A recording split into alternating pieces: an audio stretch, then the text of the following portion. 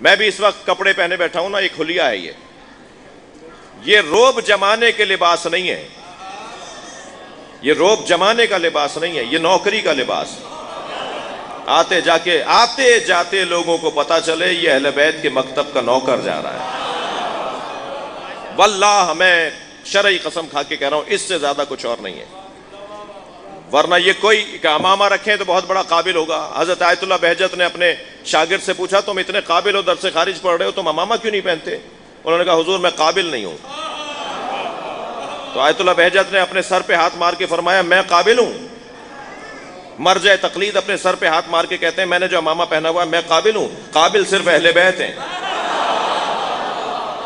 ہم تو نوکر ہیں، ہم نوکر ہیں بھائی۔ اور عزت ہے، افتخار ہے، اعزاز ہے میرے لیے کہ ہمیں اہل بیت کے دروازے کی نوکری ملی ہے، ورنہ قابل صرف اہل بیت۔ نحن العلماء، قول سنیں گے مولا کا، نحن العلماء وشیعتنا متعلمون، ہم اہل بیت عالم ہیں، ہمارے سارے شیعہ ہمارے شاگرد ہیں۔ اگر ہم سیکھنا چاہتے ہیں کسی سے تو صرف اہل بیت سے۔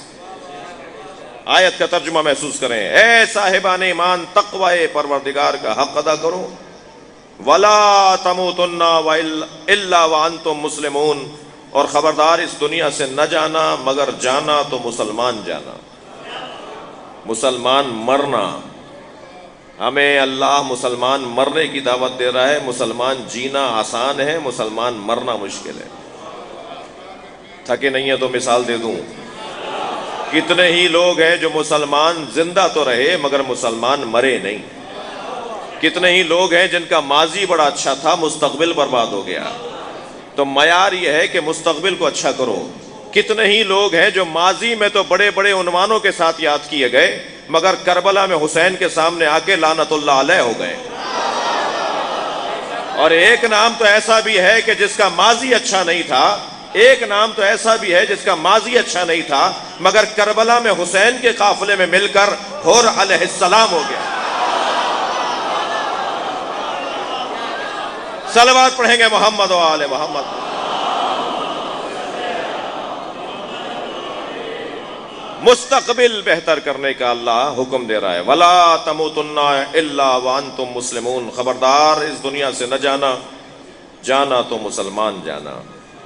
اس کے بعد والی آیت اور اس کے آیت کا دوسرا حصہ، وَاعْتَصِمُوا بِحَبْلِ اللَّهِ جَمِيعًا وَلَا تَفَرَّقُوا، اور اللہ کی رسی کو مضبوطی کے ساتھ تھامے رکھو۔ جی ترجمہ کیا کرتے ہیں؟ اللہ کی رسی کو مضبوطی کے ساتھ تھامے رکھو اور تفرقے میں نہ پڑو، ولا تفرقوا، اور جھگڑے میں نہ پڑو۔ میں تھوڑا سا آپ سے اجازت چاہوں گا، بے ادبی معاف کریں گے میرے قبیلے کے لوگ کہ ہمارے یہاں ترجمے میں ذرا عجلت سے کام لیا جاتا ہے۔ یہ بڑی مشہور حدیث مولا علی کی، جی مولا فرماتے ہیں سلونی سلونی قبل ان تفقدونی، ترجمہ کیا جاتا ہے مولا فرما رہے ہیں، ترجمہ کیا جاتا ہے مولا فرما رہے ہیں پوچھو پوچھو اس سے پہلے کہ میں دنیا سے چلا جاؤں۔ ترجمہ اچھا نہیں ہے۔ جہاں یہ ترجمہ ٹھیک ہے، ترجمہ غلط بھی نہیں ہے مگر اور اچھا ترجمہ ہو سکتا ہے۔ وہ اچھا ترجمہ کیا ہے؟ سلونی سلونی قبل ان تفقدونی، پوچھو پوچھو اس سے پہلے کہ تم مر جاؤ۔